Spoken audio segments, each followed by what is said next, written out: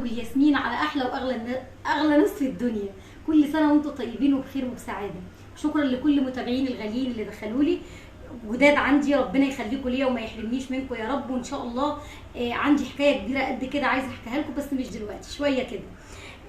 عايزه بس اقول له اشوف مين بيعملها كده ومين بيعملها كده. هي ايه يا بنتي يا شوشو؟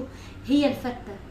في فته بيضه اللي هي بالخل والثوم، وفي فته لونها احمر، وانا النهارده قررت اللي هي بالصلصه يعني.